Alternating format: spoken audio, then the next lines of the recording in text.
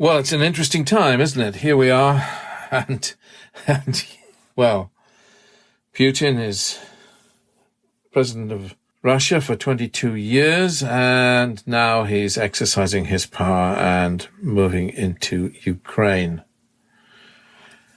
This man is a curious creature. He came to power from the street. I mean, he evolved from the street. He was a boy from the Leningrad street who ended up in the Secret Service. And he has said that 50 years ago, the Leningrad street taught me a rule. If a fight is inevitable, you have to throw the first punch. And that's Mr. Putin. And it's a curious situation we find ourselves in. I don't regard Putin as anything but a dictator, and a repressive one at that. That's my personal attitude to the man, and yet I think we would do well to understand what motivates Mr. Putin and the way he thinks. And the circumstance is that he feels himself provoked by the West.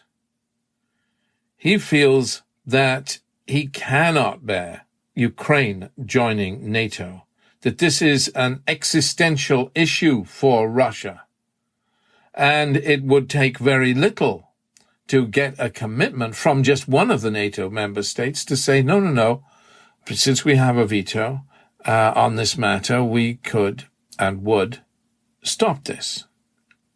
But NATO won't do that. No NATO state will do that. They want to be able to expand east behind the old Iron Curtain. And that's a big issue for Russia.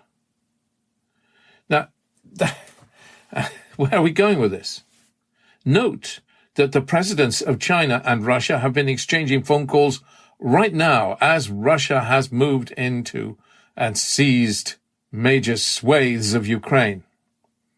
The presidents of China and Russia are speaking on the telephone. What about? Well, I suspect the big question for Putin is whether China is going to seize Taiwan at this time, at this moment. I think he would like that to be the case. And he is encouraging his friend to do so, because that would then put the whole world on notice that there is a kind of new Eastern superbloc that the world must deal with. Now, their perspective, let's look at their perspective. Let's look at Putin's perspective. Not that you would share it, but he has seen, he would view, the West betraying his allies. He has seen, has he not, what happened to former Yugoslavia.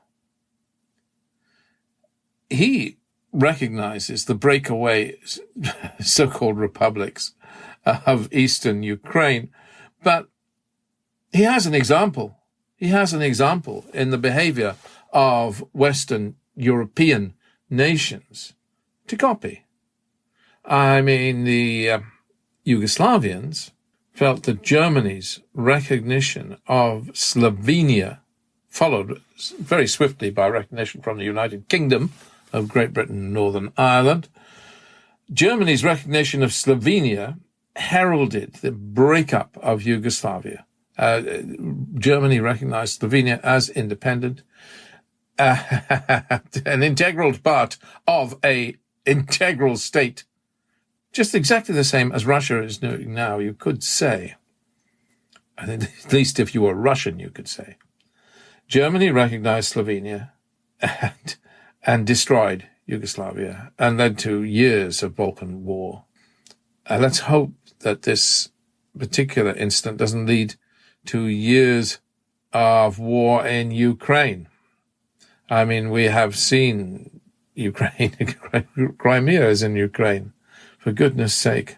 So it's a major issue. Crimea was gifted, of course, to Ukraine by Khrushchev, but originally very much a part of Russia. So we have a situation that mirrors a situation in many respects. Of course, the example is much less a scale, but the example of the seizure of territory. I mean, you only have to see Turkey's behavior in Iraq and Syria, and Turkey is, of course, a member state of NATO. That's eastward expansion of NATO, and quite dangerous too. But Turkey has bases in Iraq, in Bashika, in the Hook Airport, and so on. It also has seized major swathes of northern Syria, not in the same scale as Russia is now in Ukraine, of course not. But remember, here I again am speaking as an apologist for Russia, remember that this Ukraine was part of the USSR. It was an integral part of the USSR. All of Russia's missile bases were in Ukraine. And it's to the east of Moldova, to the south of Belarus. It's tucked in under Russia. Russia's homeland. It's behind the Iron Curtain that was. It's very difficult indeed for Mr. Putin to watch Ukraine seduced by the European Union offering it $1 billion in aid and so on, and moving into the Western camp. It's a prideful thing for him, is it not? He's a proud man. So this crisis has come about. And where will it end? Well, clearly we're not going to go to war for Ukraine. We're not going to sacrifice lives for Ukraine. We are going to watch it bleed, and we've had enough of foreign wars for the moment. So Russia will be sanctioned. And sure, you may have some targeted sanctions on the elite, and it'll be very tough for them if they can't have their old Western bank accounts that they used to enjoy. But by and large, the sanctions we are imposing on Russia will harm and hurt the ordinary Russian people. Because that's what we do. Because we are moral cowards. We won't go to war for Ukraine, but we will make the ordinary people of Russia bleed. That's how we behave. We are unbelievably cruel. Have you seen Syria today? Have you seen people are starving? They have no heating for their homes because of American and British United Nations sanctions. The cruelty is incomprehensible.